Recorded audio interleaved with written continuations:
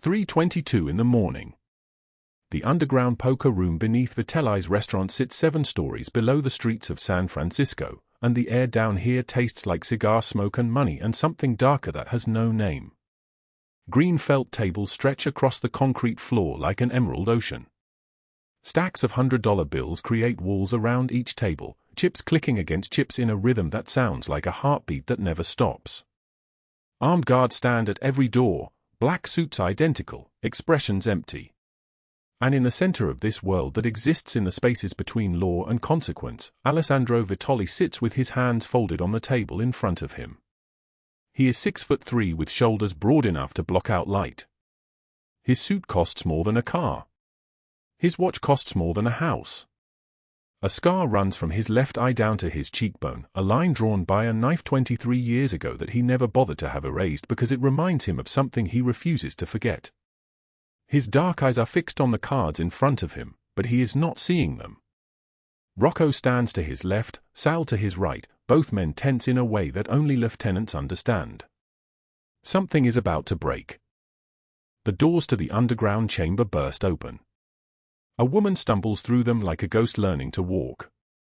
Elena Voss is 5'4" and weighs 109 pounds, and every bone in her body is screaming. Her left eye is swollen completely shut, the flesh around it purple-black like a storm cloud that has learned to live under skin. Handprint bruises circle her throat in dark finger marks, the kind of bruises that come from hands that wanted to squeeze the life out of her but stopped just before the end. Her dress is torn at the shoulder. Her feet are bare. She is bleeding from a cut above her right eyebrow, and her entire body shakes like a leaf in wind. But her voice is steady. "You think you can just walk away from me?" The words tear out of her before she can stop them. They fill the underground room like a weapon. Every guard reaches for a gun. Alessandro raises one hand. The guards freeze. His eyes move from the cards to her face. Time stops. In 15 years of working for Alessandro Vitoli, Rocco and Sal have seen him break men with a single look. They have watched him destroy families. They have witnessed him order deaths the way normal people order coffee. But they have never seen him look at another human being the way he is looking at this woman right now. "Who are you?" Alessandro's voice is deep and solid like an oath. Like the kind of voice that, once it makes a promise, the world shifts to accommodate it. Elena does not answer at first. She is breathing hard, her chest heaving, her one good eye searching his face for something. A weapon. A weakness. A reason to believe that there is someone in this city who does not think she is nothing. "My name is Elena Voss," she says. Her voice trembles like a candle in the wind. "And Marcus Webb is going to kill me in 12 days. Maybe less." The poker room fills with a silence that has weight. Rocco and Sal exchange a look that passes between them like electricity. Outside the reinforced walls of this underground space, thunder cracks across the San Francisco sky. The summer storm has arrived. The temperature drops. The lights in the poker room flicker once, twice, 3 times, and for a moment the world goes dark. When the lights return, Alessandro stands. He stands slowly, each movement controlled, each motion precise. He is a man who has learned that grace in violence comes from patience. His suit jacket falls open. His shirt is white and unbuttoned at the collar, showing the edge of a tattoo on his chest, letters in a language none of these guards speak. He walks toward Elena, and every armed person in the room tenses because nobody moves toward Alessandro Vitoli except to bow. But Elena does not bow. He stops 3 feet from her. The distance between them carries everything that is about to happen in the next 12 days. Everything that will destroy 2 people's lives. Everything that will transform her from invisible to unforgettable. "What is your name?" he asks again, as if hearing it once was not enough, as if he needs to speak it twice to make it real. "Elena," she whispers. "Elena Voss." "Elena." He says her name like it is a prayer. Like it is a word he has been waiting his entire life to speak. "Tell me everything." And in that moment, before she speaks another word, before she tells him about the foreclosure notice clutched in her bleeding hand, before she reveals the 12 days that will change both of their lives forever, something shifts in the underground world of Alessandro Vitoli. Something cold and dangerous and tender all at once settles in his chest like a stone that has been sinking through dark water for a very long time. But what Elena did not know in that moment was that the machinery of her destruction had already been set in motion. Marcus Webb, the man whose handprints circle her throat, had spent the previous evening making phone calls to his connections inside the San Francisco Police Department. Calls that would result in falsified paperwork. Calls that would create an arrest warrant for crimes she never committed. 12 days, he had been told. Give us 12 days and your problem disappears. And somewhere across the city, in a penthouse apartment in Pacific Heights, a woman named Evelyn Blackwell was opening her laptop, her perfectly manicured fingers flying across the keyboard as she began composing messages. Messages designed to destroy what little remained of Elena's reputation. Messages that would spread through the invisible networks of wealth and privilege like poison through water. Lightning illuminates the poker room again. The thunder that follows shakes the foundations of the building, and in that moment of chaos and noise, Elena Voss stands in front of the most powerful man in San Francisco, and neither of them knows that their meeting has already sealed the fate of two other people entirely. Rocco steps backward. He has served Alessandro for 19 years, and he understands what this moment means. The machinery of the underworld is about to shift. Something that was fixed is about to break. Clear the room, Alessandro says. His voice carries no anger. It carries no judgment. It carries only the absolute certainty of a man giving an order that will be obeyed immediately. The guards leave. The other players leave. The dealers leave. Within 90 seconds, only Alessandro, Elena, Rocco, and Sal remain in the underground poker room. The rain outside has begun to fall in sheets. The sound of it pounding against the reinforced ventilation system creates a rhythm like a heartbeat, steady and relentless. Elena's eye is swelling worse. She is losing consciousness, or close to it. The adrenaline that brought her down into this underground world is beginning to drain away, and her body is falling into the knowledge of what has been done to it. Alessandro sees this. He moves without rushing. He removes his suit jacket, and underneath it his shirt is expensive and carefully pressed, and he tears a strip of fabric from the hem and brings it to her cut forehead. His hands are gentle. His hands, which have held weapons and signed death orders and destroyed everything they have touched, are suddenly the most careful hands in the world. "What is your name?" Elena asks now, delirious, her voice barely a whisper. "Alessandro," he says. "Alessandro Vitoli. And you are going to tell me everything. Everything about Marcus Webb. Everything about the 12 days. Everything about how you ended up bleeding in my poker room at 3 in the morning." Elena opens her mouth to speak. But she collapses instead. Her body falls forward, and Alessandro catches her before she reaches the ground. She weighs almost nothing. She is like a bird made of broken bones. Her good eye closes. Her breathing becomes shallow. And in that moment, holding her against his chest, Alessandro makes a decision that will cost him everything and save her everything. "Call the ambulance," he says to Rocco. "But do it quietly. Tell them to come to the back entrance. Tell them there is a woman who needs emergency medical attention." Rocco hesitates. Because in the world of Alessandro Vitoli, calling for help from the legitimate world is a violation. It is an admission. It is the first step toward destruction. "Now," Alessandro says. And his voice is so quiet that it sounds like a threat. Rocco makes the call. Sal watches his boss hold the broken woman in his arms, and for the first time in 2 decades, Sal understands that the most dangerous man in the city is no longer invulnerable. The most dangerous man in the city has just become vulnerable in a way that means every person who wants him dead will now be searching for her. The rain continues to fall. Thunder continues to crack across the sky. And somewhere in the distance, the sound of sirens begins to wail through the San Francisco night, moving closer, moving toward the moment when everything changes. Before we continue, drop a like if you are starting to understand what this story is really about. Share it with someone who needs to hear that they are not alone in the dark. Subscribe so you do not miss the moment when Elena Voss stops being invisible. And now, let us go back to 3 hours earlier, when Elena was just trying to survive one more night, and she had no idea that her life was about to be saved by the man she would eventually love more than her own survival. 3 hours earlier. The parking lot outside the San Francisco diner is empty except for the rain and the old bic with a broken passenger window that Elena Voss has been living in for 11 months. $3.40 remains in her checking account. $34 remains in her purse, which is all that stands between her and the street that is coming for her with every passing day. The crumpled foreclosure notice sits on the passenger seat beside her. The parking lot is empty except for the rain and the old bic with the broken passenger window that Elena Voss has been living in for 11 months. $3.40 remains in her checking account.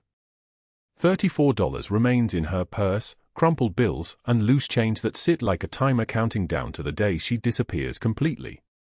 The crumpled foreclosure notice sits on the passenger seat beside her, the words blurring under the dome light as she counts the money again, hoping somehow that the number will change, that mathematics will suddenly bend in her favor. It never does. She is 28 years old but looks like someone who has lived 30 lifetimes in the dark. Her hair, once dark auburn, now hangs in tangled strands around a face carved thin by hunger and fear. Her left eye is swollen shut from yesterday's violence, the skin around it a sickening purple yellow that makes her look like something broken and discarded. The fingerprint bruises on her throat form a necklace of someone else's rage.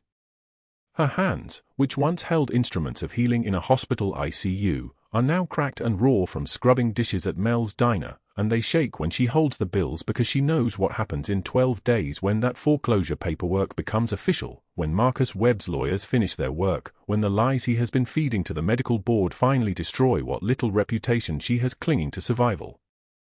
She takes a breath that sounds like paper tearing and climbs out of the car. The rain hits her face like a punishment. Inside the diner, the clock above the register reads 12:36 a.m. The bathroom smells like disinfectant and broken dreams. Elena locks the door and leans against it, her shoulders heaving as she pulls her shirt over her head and sees the damage in the mirror. Bruises bloom across her ribs like flowers of pain, dark and blooming. She twists to see her back, and there are more, and more, arranged in a pattern that tells the story of someone's fists, someone's rage, someone named Marcus Webb who used to say he loved her before he decided to destroy her. She runs the cold water and cups it in her palms, bringing it to her face. The shock of it makes her gasp. The cuts on her cheekbones sting as the water flows over them, carrying away the dried blood that has been there since yesterday morning when he cornered her in the parking garage of the hospital where she used to work, where he still works as a trauma surgeon with impeccable credentials and a wife who knows nothing about the woman he kept for 3 years before deciding she was inconvenient. Her reflection stares back at her from the mirror. One eye swollen completely shut. The other eye hollowed with a desperation that has nothing to do with hunger and everything to do with understanding that she is running out of time. The reflection looks like someone who should be invisible, someone the world is designed to forget, someone whose name appears in no ledger that matters. Elena touches her throat where his fingers left their marks. She counts them without meaning to, a habit from her nursing days when documentation mattered, when she was a person whose observations had value. 5 fingers on the left side. A thumb marked dark as a plum. She could have called the police. She has not called the police because Marcus told her that he has friends on the police, that the paperwork he filed says she stole drugs from the hospital, that she tried to hurt patients, that she is unstable and dangerous. Whether any of it is true has stopped mattering. The filing date was the same day she tried to leave him. She dries her face with her shirt because there are no paper towels left in the dispenser, and she cannot afford to ask Marie for any because asking costs energy she needs to save for survival. Her backpack sits outside the bathroom door, propped against the wall, containing everything she owns in the world. 2 changes of clothes. A toothbrush. A notebook filled with patient names from her previous life. A photograph of her mother taken 32 years ago on a porch of a house Elena will never see again. $8 hidden in the lining because paranoia has become a survival skill. She steps out of the bathroom and the diner spreads before her in fluorescent geometry. Red vinyl booths line the windows. The counter runs the length of the far wall, and 3 truckers sit there with their coffee and their newspapers, entirely unaware that the girl walking past them used to save lives, used to be someone whose name people knew. A waitress named Marie glances at her and away, a practiced invisibility that Elena has come to understand is not cruelty but efficiency. Marie has her own survival to manage. She takes a seat at a booth near the window where she can see her car parked in the darkness. The rain falls harder now, drumming against the glass like something with purpose. She opens the menu and scans the prices because even though she has already memorized every item and its cost, the ritual of checking comforts her somehow, gives her the illusion of choice. Coffee is $2.75. A cup of soup is $4.50. Toast is $1.25. The calculation runs automatically in her brain. If she spends $4.50 on soup, she has $29.50 remaining to stretch across 11 more days until her shift ends and she receives her final paycheck from Mel's Diner, and then 11 more days after that until the foreclosure becomes official and the bank sends someone to remove her from the BIC because even living in a car is a luxury she will no longer be able to afford. She closes the menu and places it on the table beside her hands. Her hands look like they belong to someone much older. The calluses have calluses now. Her nails are ragged from chemical burns sustained in the kitchen. She closes her eyes and imagines the soup. She imagines the warmth of it traveling down her throat, filling her stomach with something more substantial than the despair that has been her primary sustenance for the last 3 months. But she does not flag down Marie. She does not order the soup. She simply sits there, waiting for her shift to begin, existing in the narrow space between wanting something and being allowed to have it. At exactly 1:15 a.m., a black SUV pulls into the parking lot outside the diner. The man who emerges from it is tall in the way that suggests his height is only the beginning of how much space he occupies in the world. Alessandro Vitoli wears a cashmere coat the color of storm clouds, and even from a distance, even in the darkness, Elena can see the quality of it, the way it drapes across shoulders that suggest both power and control. His hair is dark with silver threading through it at the temples, and his face carries a scar that runs from the corner of his left eye down to his cheekbone like a blade mark, like evidence of a lifetime lived in territories where violence is a language everyone understands. 2 men follow him from the SUV. The taller one, Rocco, has the face of someone who has learned to read danger before it announces itself. The other, Sal, younger by perhaps a decade, moves with the careful precision of someone who has spent years learning which gesture means loyalty and which gesture means death.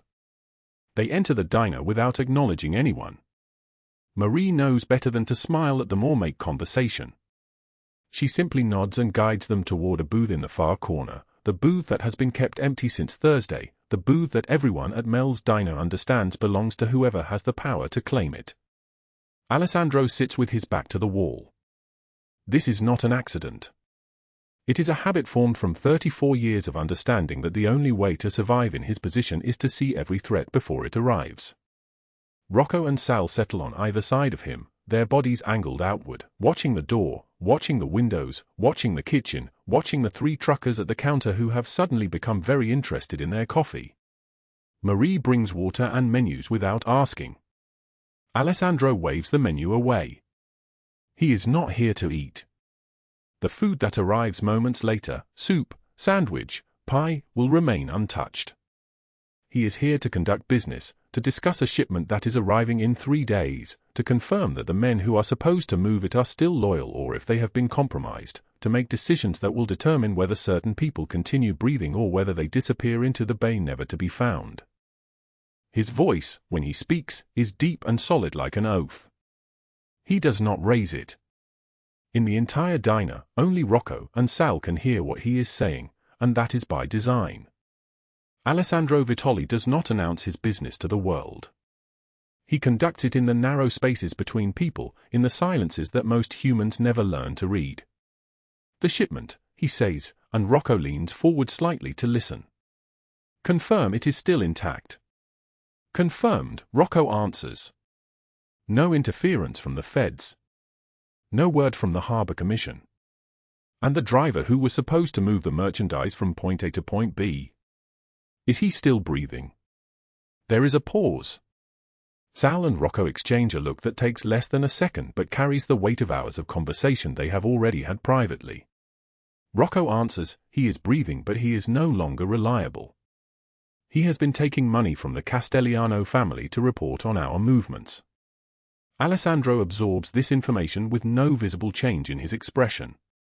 His scar seems to deepen in the fluorescent light. He brings his coffee cup to his lips and drinks slowly, thinking, the kind of thinking that precedes decisions that reshape the structure of San Francisco's underworld. In the bathroom, unaware of any of this, Elena finishes washing the blood from her face and steps out into the diner at the precise moment when Alessandro Vitoli's body goes rigid. His words, whatever word he was about to speak, catch in his throat. His hand jerks once, and the coffee cup slips from his fingers and shatters against the floor. The sound brings every head in the diner upward with sudden attention. Marie stops moving. The three truckers go silent. Sal reaches immediately toward his jacket, his training screaming that this is an attack, that some threat has materialized, but it is not an attack from outside. It is an attack from within. Alessandro's face drains of color. He tries to stand and his legs will not obey him. His vision blurs at the edges. There is a sensation in his chest like a fist closing around his heart, like something vital tearing inside him, and he understands in the frozen moment between consciousness and unconsciousness that his body is betraying him in a way his enemies never could. His chair falls backward. His body follows. He hits the floor with a weight that shakes the diner, and blood begins to pool beneath him, dark and spreading, and no one moves because no one understands what has just happened to the most powerful man in the city. Elena sees the body fall and every nerve in her body screams to run, to disappear, to pretend she saw nothing because involvement with people like this means death. But her feet are already moving.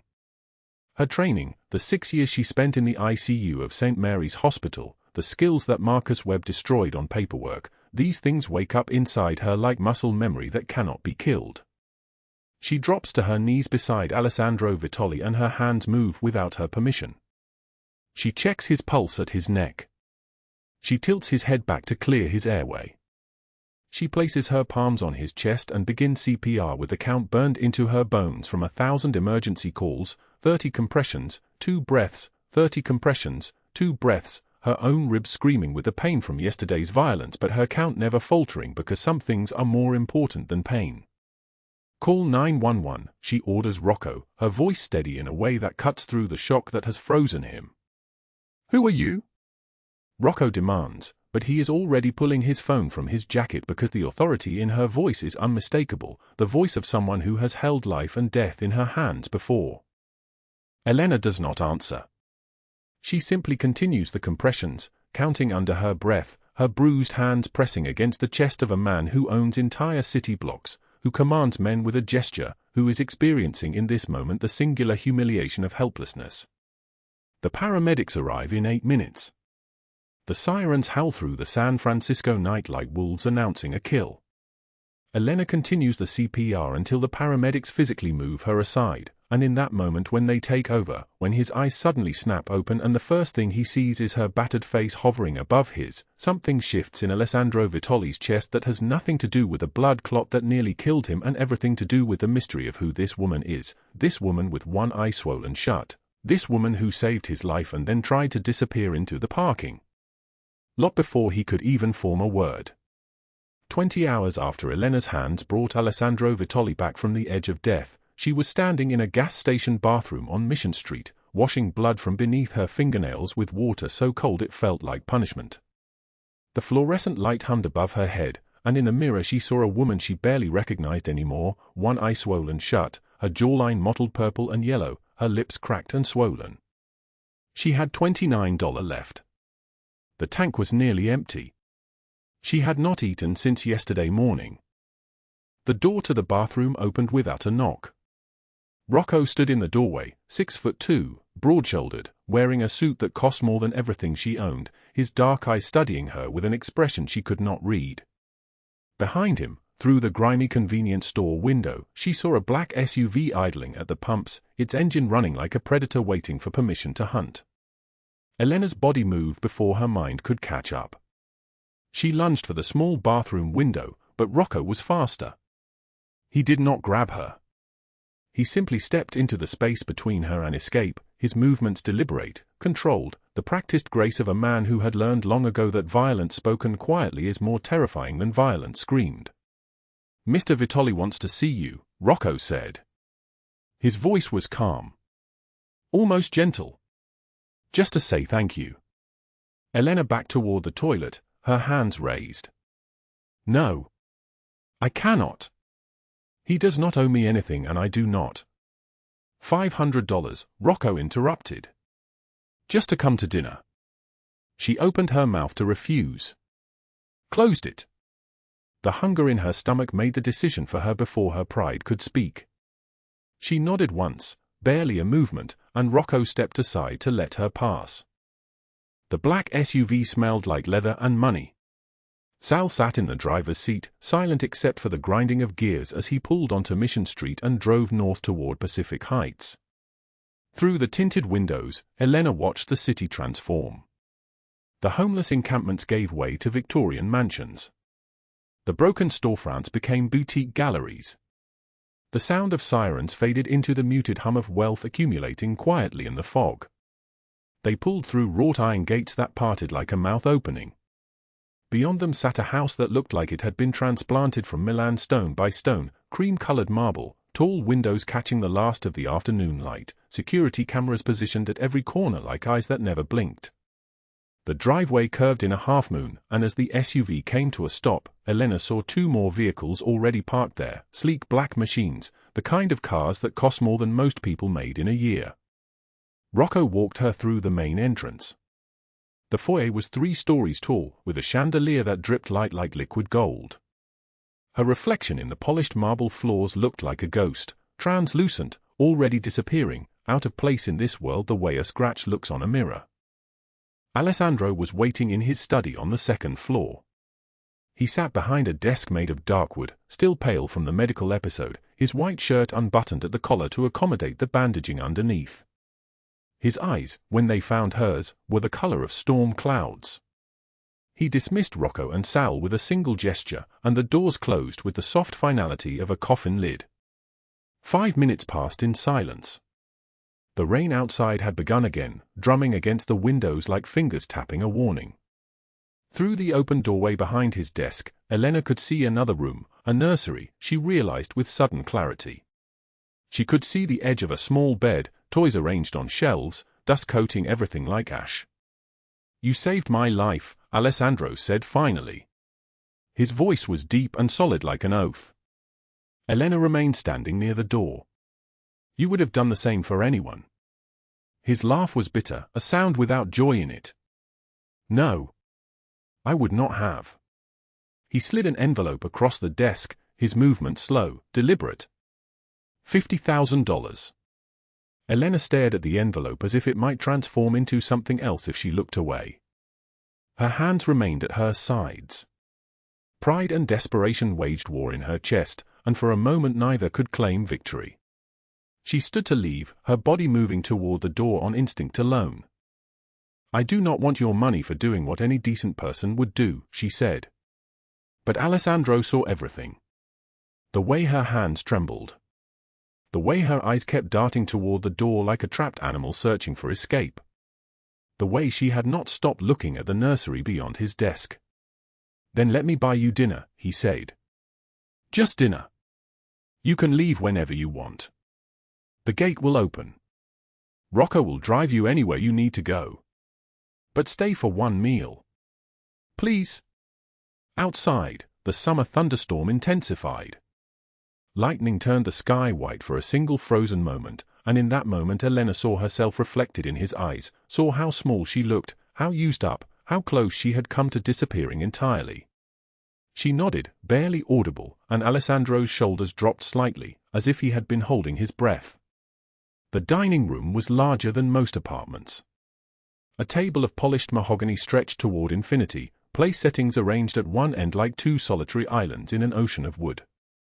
The chef emerged from the kitchen carrying plates, steam rising from each one like prayer made visible. Elena ate slowly, trying to maintain dignity, but her body betrayed her. The pasta was still warm, made with real butter and fresh basil, not the dried herbs from a food bank. The bread had been baked that morning. The vegetables were not wilted or bruised. She had not tasted food like this in 3 years, and her hand shook as she brought the fork to her mouth. Alessandro watched her across the distance of the table. "Where do you sleep?" he asked. "My car," Elena answered between bites. "Where do you shower?" "Gas stations." "The shelter on 16th when they have space." "What happened to your face?" She set the fork down carefully. The question hung in the air like smoke.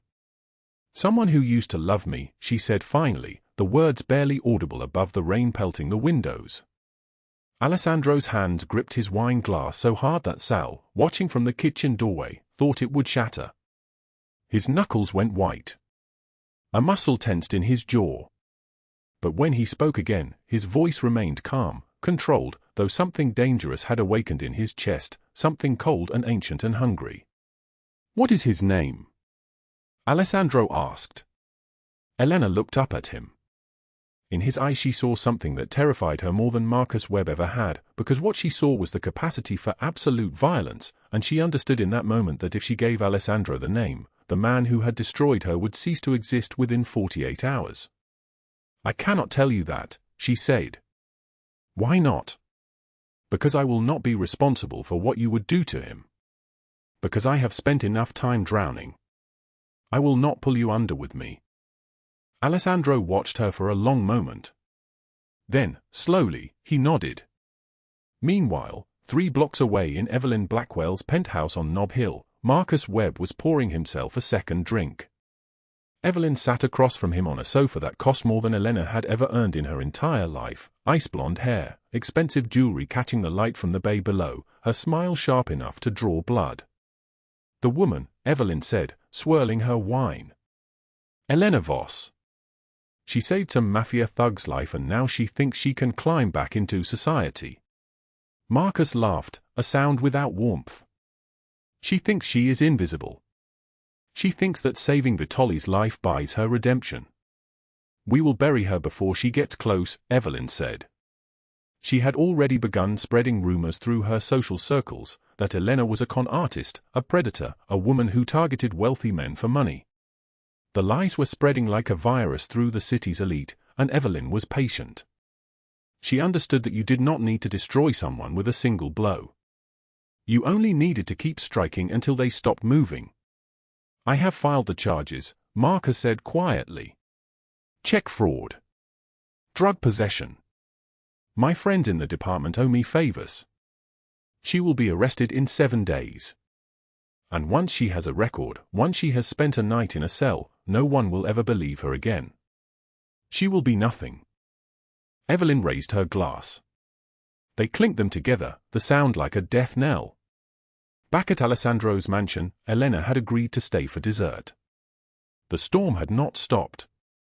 If anything, it had worsened, the thunder now so loud that conversation became difficult. They moved to the library, where a fire burned in a marble fireplace, and Elena found herself sitting beside Alessandro on a sofa while rain hammered the windows like a demand to be let inside. He showed her Noah's nursery for the first time. The door opened onto a world preserved in amber. A small bed with sheets still on it. A dresser with drawers full of clothes that had never been worn. Toys arranged on shelves, a wooden train, a stuffed elephant, building blocks. 20 years of dust on everything. 20 years of a wound that would never close. "My son," Alessandro said, and his voice cracked on the word. He was 3 days old. Elena understood then what she was looking at. Not a nursery. A tomb. A memorial to a life that had been so brief it barely registered on the calendar of the world, and yet it had carved out a canyon in Alessandro Vitoli's chest that no amount of power or money could ever fill.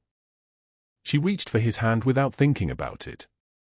Her fingers found his in the darkness of the hallway, and for the first time in years, Alessandro Vitoli held someone's hand without calculating an advantage. "I had a daughter," Elena whispered. "She was stillborn. She never got to be born at all. I do not even have a grave to visit. She is just gone, like she never existed, and sometimes I think that is the cruelest part, that the world forgot her before she even arrived." Alessandro pulled her close, his arms coming around her carefully, as if she might shatter, and Elena felt something inside her begin to break open. She cried for the first time since Marcus's fists ended her old life, cried for her daughter, cried for his son, cried for every person the world had decided was too broken to save. Outside, the storm raged across the bay.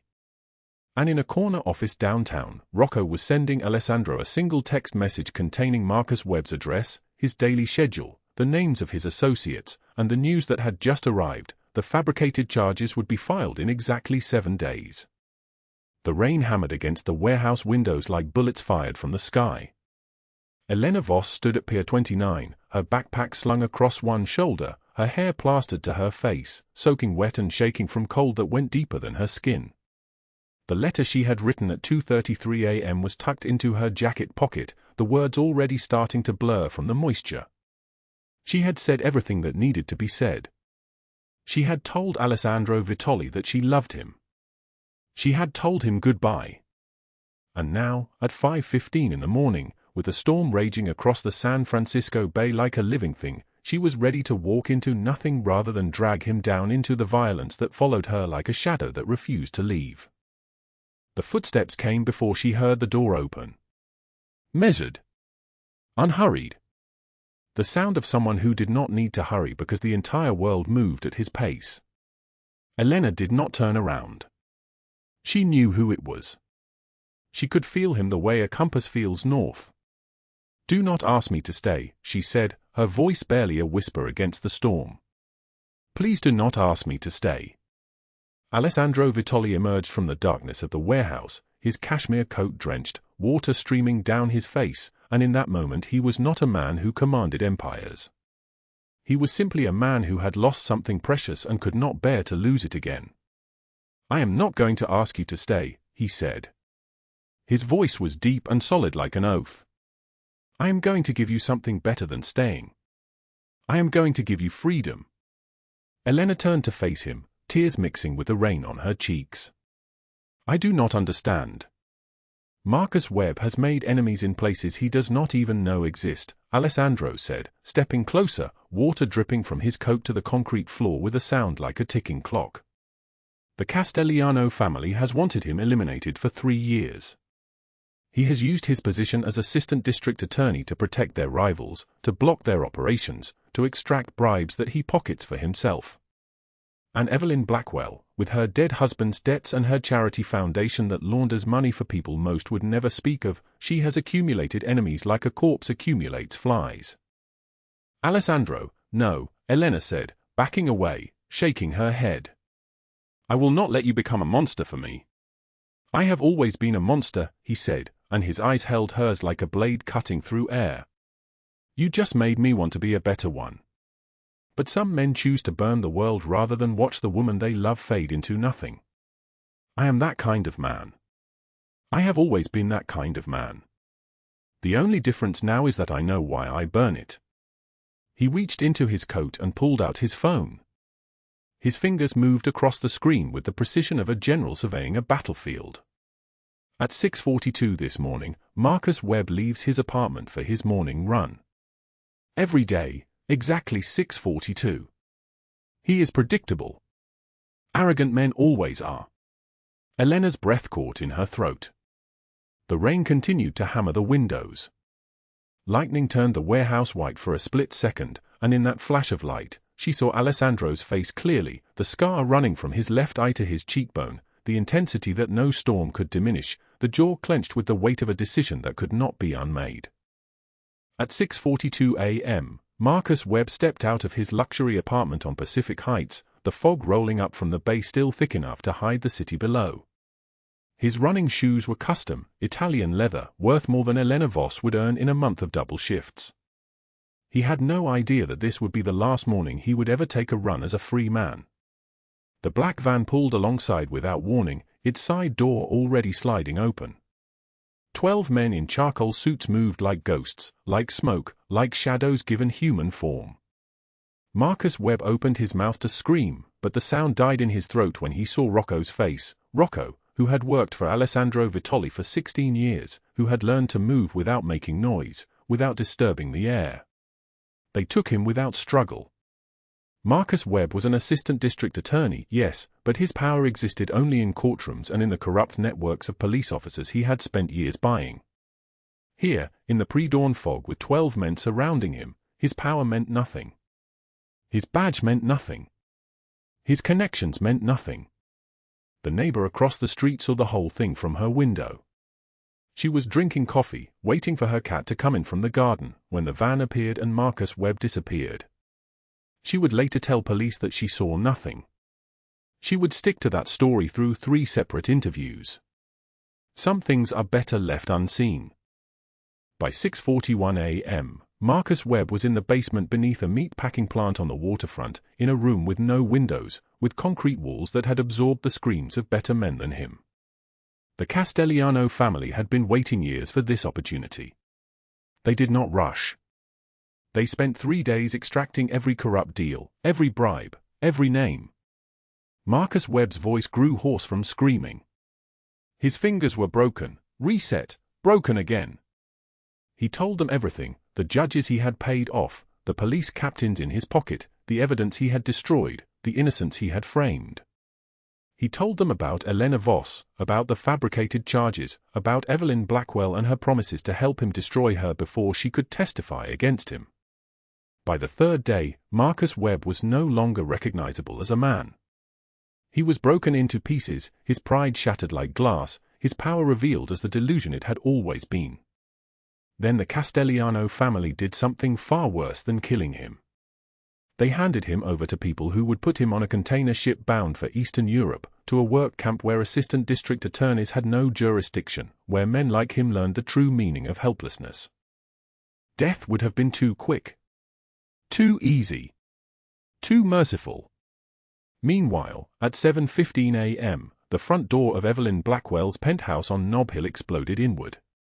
Federal agents in dark jackets spread through the rooms with the same precision that Rocco's men had used in the fog. Evelyn was in her bedroom, still in her silk robe, preparing for the charity luncheon she was hosting for the city's most influential women. She heard the commotion and came out, her face arranged in confusion and indignation. "This is a mistake," she said. "I am going to call my lawyer immediately." The lead agent held up a phone, showing her the screen. Financial records. Offshore accounts. Her signature on falsified tax documents. Money flowing from her charity foundation to shell corporations connected to organized crime. The evidence was so thorough, so complete, that it could only have come from someone with access to her deepest financial structures. Someone who knew exactly where to look. "Evelyn Blackwell, you are under arrest for tax evasion, wire fraud, and money laundering," the agent said. The words fell like a guillotine blade. They took her away in handcuffs, down the marble staircase, past the society women who had been arriving for the luncheon, cameras already flashing, photographers who happened to be on the street at precisely that moment, who would capture every moment of her humiliation in photographs that would appear in the society pages by evening. Her name would move from the guest list to the scandal list in less than an hour. 40 years. No bail. Federal prison, minimum security but prison nonetheless, where the women who had once called her friend would pretend they never knew her name. Back at the warehouse, Elena stood in absolute silence. The rain had stopped. The storm had moved inland, leaving only the smell of wet concrete and salt water drifting through the broken windows. "It is done," Alessandro said quietly. His phone was back in his pocket. His men were already dispersing, their work complete, their loyalty to him the only law that mattered. "Marcus Webb will never file charges against you. Evelyn Blackwell will never hurt you again. The fabricated evidence has been destroyed. The corrupt police officers have been advised that investigating you would be deeply unwise. You are free, Elena. You are finally free." Elena stared at him, unable to speak, unable to move. The backpack on her shoulders suddenly felt unbearably heavy. She let it fall to the ground. "What you have done," she whispered. "The people you hurt. People who would have destroyed you," Alessandro said. He stepped toward her slowly, giving her time to move away if she chose to.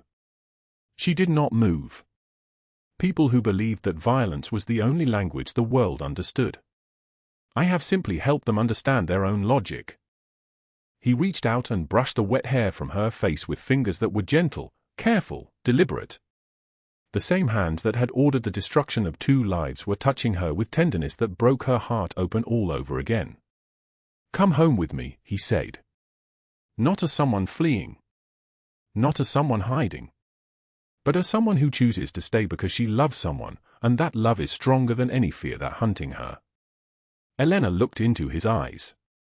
She thought of her daughter, the stillborn child who had never gotten to exist. She thought of all the years she had believed she was nobody, that the world had decided she was broken beyond repair. She thought of the night in the diner when this man had looked at her like she was worth saving. And for the first time in her life, Elena Voss said yes to something simply because she wanted it, not because she was desperate, not because she had no other choice. The sun was rising over the bay. The newspaper crinkled beneath Elena's trembling fingers. Assistant District Attorney Marcus Webb missing, foul play suspected. Below it, another headline in smaller print, socialite Evelyn Blackwell sentenced to 40 years federal prison for fraud and conspiracy. She sat in Alessandro's study, surrounded by leather-bound books she could not read and furniture that cost more than her entire life had ever been worth. 2 weeks. 14 days since she had walked out of that warehouse alive. 14 days since Alessandro had made a choice that would ripple through San Francisco's underworld like a stone dropped into still water.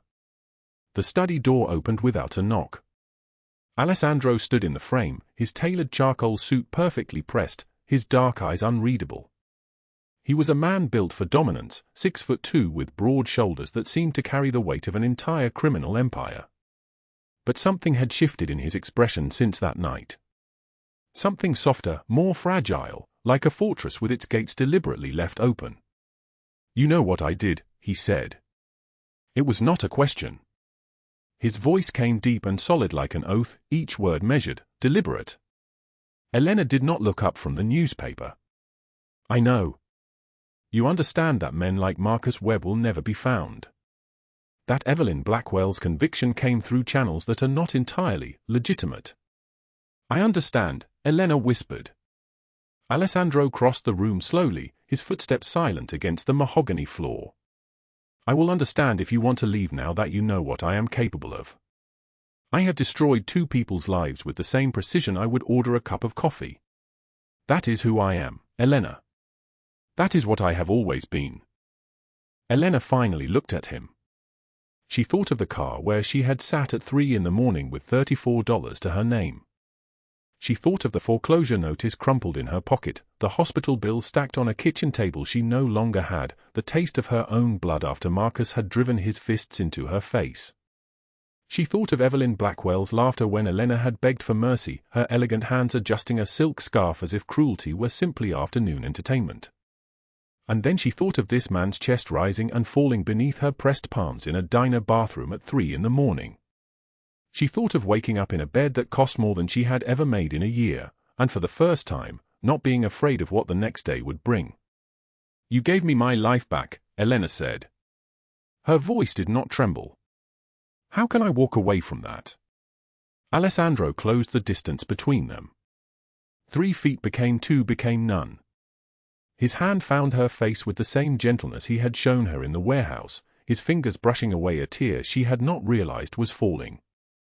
He kissed her like a man remembering how to pray, slow and deliberate, tasting rain and redemption on her lips. When he pulled back, his dark eyes were glistening. In 15 years, Rocco and Sal had never seen their boss show this expression. It was not weakness. It was the opposite of weakness. It was a man who had spent 2 decades building walls so high that nothing could touch him, finally choosing to let them collapse. 3 days later, Alessandro took Elena's hand and led her up a narrow staircase at the back of his mansion.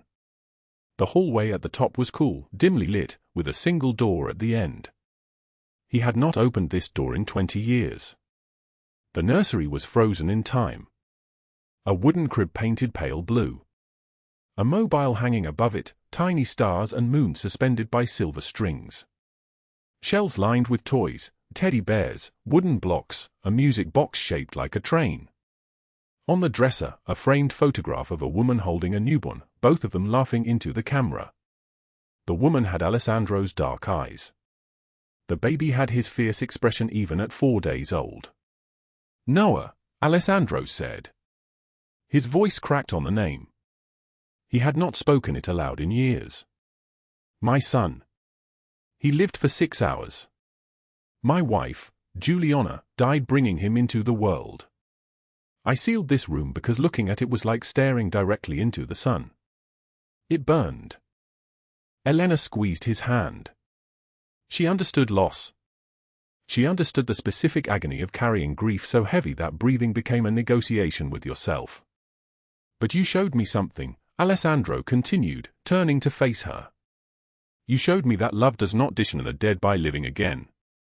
That honoring them means building something, not entombing yourself in the rubble of what you lost. Together they began dismantling the nursery.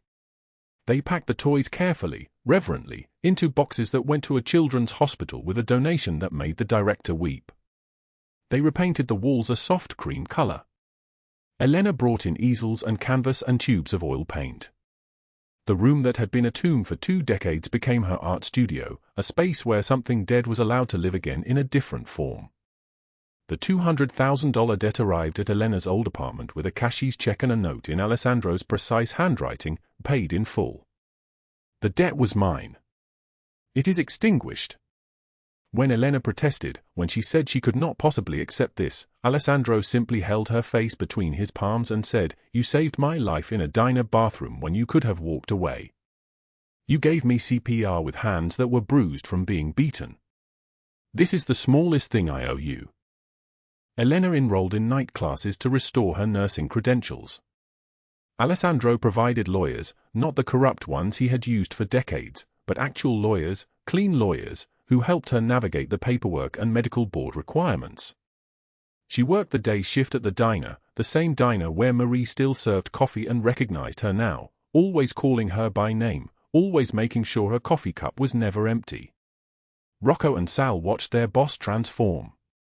They exchanged looks that neither had seen in 15 years, the way he touched Elena's shoulder as she passed, the way he laughed, genuinely laughed, at something she said at dinner. He smiles now, Sal said to Rocco one evening, the two of them standing in the shadows of the warehouse where they conducted business.